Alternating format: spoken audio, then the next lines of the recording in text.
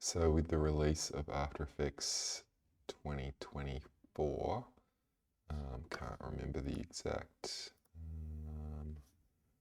build number, 24.3, there's some new 3D features in After Effects. And there's a new rendering engine, so I thought it might be time to revisit 3D in After Effects and look at the three rendering engines that we currently have available to us. We'll go through them one by one, each in a separate video. So we're going to start with the original rendering engine and see what that can offer us. So I'm going to make a new comp and make sure that my dialog box is viewable, and we'll use this preset. I'm going to make it very short because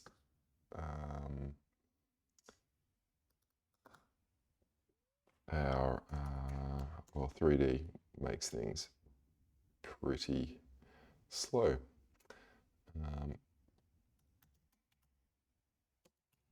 All right, 25 frames per second, that'll do. So let's, one thing that I didn't do when we're in there, which was a bit silly, was have a look at the render engine, the 3D renderer setting over here. So we'll tab over there. We're going to have a look at the classic, so it's not basic, it's classic render engine and what that has available, or what we can do with that. So we'll click OK.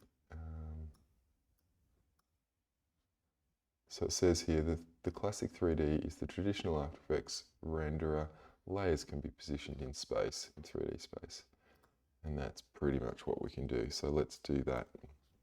I'm going to start with maybe some text. Perfect. And you can see our text layer there. And maybe we'll make a couple of solids. Magenta solid. Make it maybe 1080 by 1080. Go OK. It might be good to put a mask on that. Sorry, we're just doing a bit of setup here. So I've got a circle, we'll pop that in the background. And a new solid as well, another solid behind that, which maybe we could make that a little darker.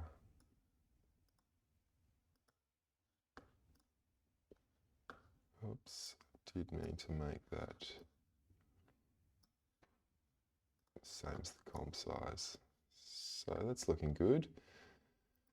I also might change the composition background color because I don't like that. Something like that.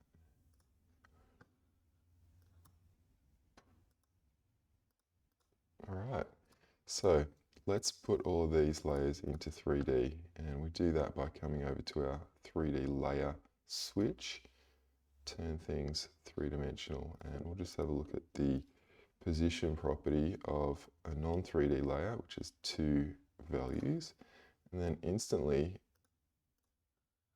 we've got more values. We've got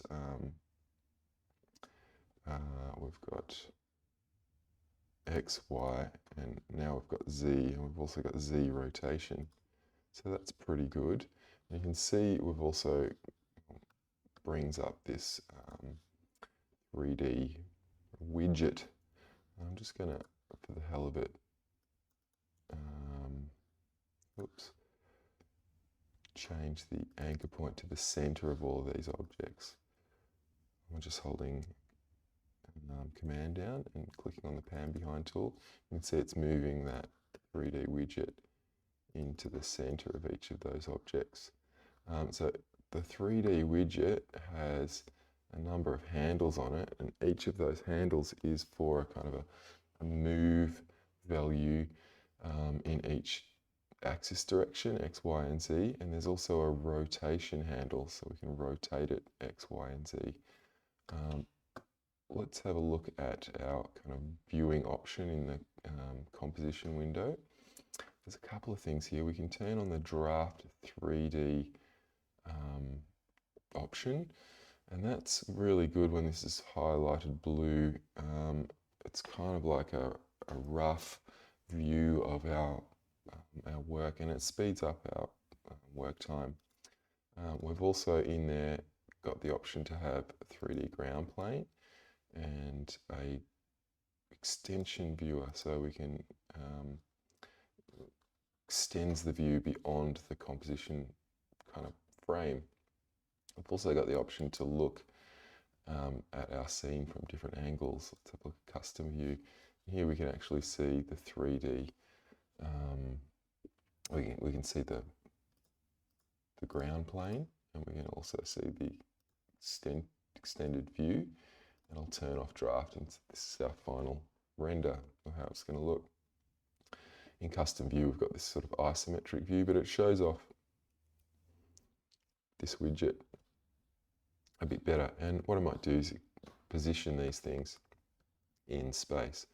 So I've got my hello, my text, and I'll go grab the move tool. You can see I can pull that out. I can grab that blue cone and pull that out away from these other objects in Z space. So that's a Z value. So if I grab any of these cones, I can move it X, Y, and Z. I can also grab on these circles and rotate my object X, Y, and Z,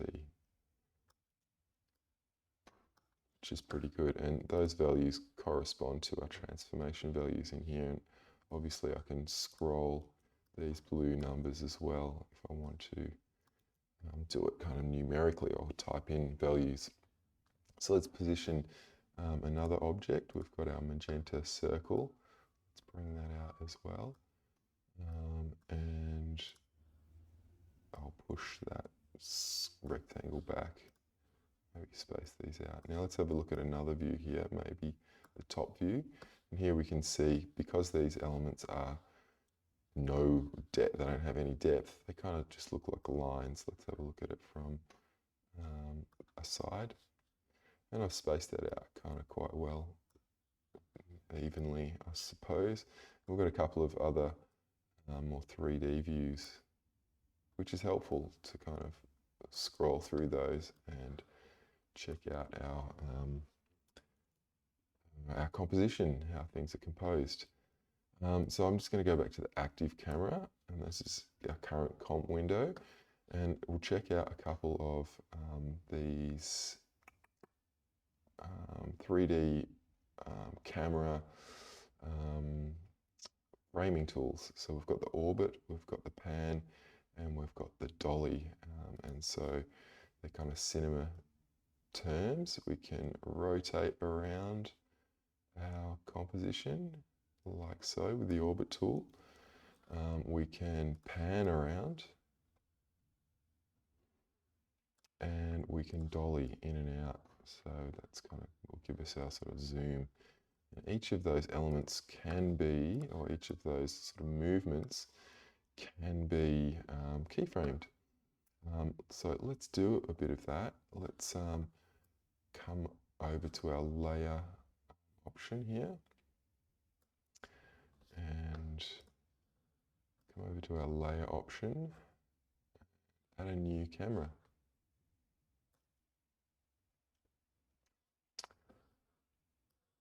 Now we can change the type of lens that we have applied to our camera. I'm going to stick with the 50mm lens. I think that's working fine for me, and digging into cameras is for another time. I'm going to click OK, and we've actually now got a camera layer, and we'll see in our list of views here, we've got camera 1 as our option, but it is set to the active camera as well. So you can actually have more than one camera in a scene if you want to get complicated. Alright,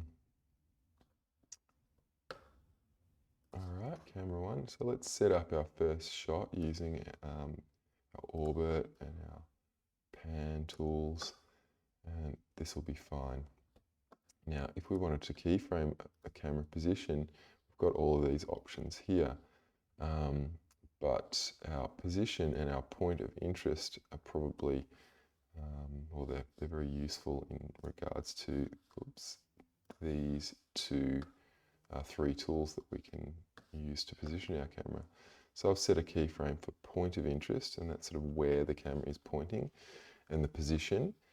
And I'm going to go up to the 2-second mark and make an adjustment. So we're going to kind of scroll around this scene, position this here, and maybe we'll zoom in a bit with the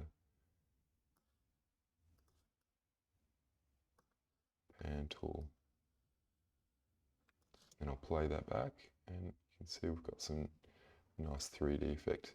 So the classic render engine is kind of great for really graphic artwork, where you obviously don't have any volume to your artwork. You've just got those kind of 2D planes, but set in 3D space. The other thing, though, that we can apply in the classic workspace is some lighting. So let's really quickly go and add a light. Just bring over my lighting settings.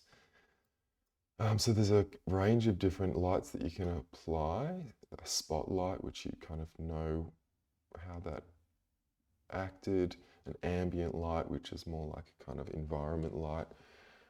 It's a whole room kind of light. I've got point and parallel as well, which do various things. I'm going to click on spotlight and see how that affects our scene. And its intensity, we might just leave it at 100. And these two values, we'll look at what they do a little bit later. Our fall off will be smooth. And it's going to cast shadows. So we'll go OK. Also, we've got shadow darkness and shadow diffusion. We'll look at what they do as well. So we can see a light's been applied to our workspace. I'm going to click on the custom view 3 to look at how that's working. You can see how here's our camera, right? And our camera's capturing this composition window here. You can see that kind of pyramid shape. We'll zoom in a little bit, and here's our light. It's kind of hard to see, but we've got our light emanating from this point. We can use our 3D widget to move our light around, and here's our kind of source where the light resolves. So I might just move this a little bit further away, and a bit higher. But I can grab this source and position it. Let's change that to custom view 2, like so. Now our light might need to be a bit stronger to light up all of that in the scene. So I'm going to twirl down our lighting options and increase the intensity just a little bit. And I'm also going to adjust the cone angle so that it is opened as far as it will go. What else are we going to do? It's casting shadows, which is great. Now, it's casting shadows, but each of our objects isn't really, maybe I might just move that a bit closer. Go back to viewpoint 1, and maybe camera now. We can't see those shadows because each of our objects we need to go into the material objects of each of our layers, and we need to turn this value on. Material options casts shadows. When we do that, we can see now that it is casting a shadow. So I might just do that for whatever this shape is called. Go into the material options, turn that on. So our text will be casting a shadow onto this shape, and this shape will be casting a shadow onto this shape. Not that you can see much happening there in the background.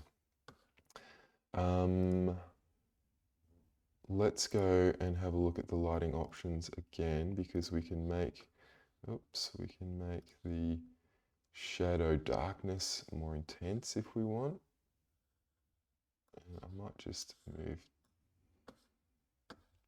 that down so that we can see a little bit more the shadow in the background.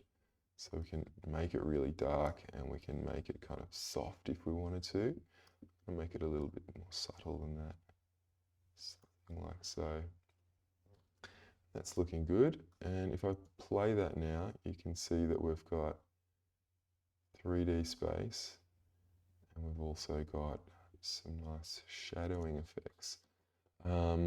We can light our scene in a complex kind of way. So I've got one light, which is actually a spotlight. If I twirl down my lighting options, it's actually set to a spotlight. I'm not sure why it's called ambient. I'm going to rename that to spot. But I can put different types of lights together. So I'm going to add a new light, and this time I will have an ambient light because I want to just lighten up the whole scene a little bit. Drop the intensity down, add that to our scene. You can see instantly it's really lit up the whole space. Maybe it's lit it up just a little bit too much. I'm going to drop the intensity down further to something like that. And let's have a look at what we've built here. We've got some nice 2D elements, and they've been positioned in 3D space, and we've animated the camera, so we can add cameras and lighting, and yeah, create a nice kind of basic 3D scene. I'm sure you can see the possibilities here using the classic 3D rendering engine.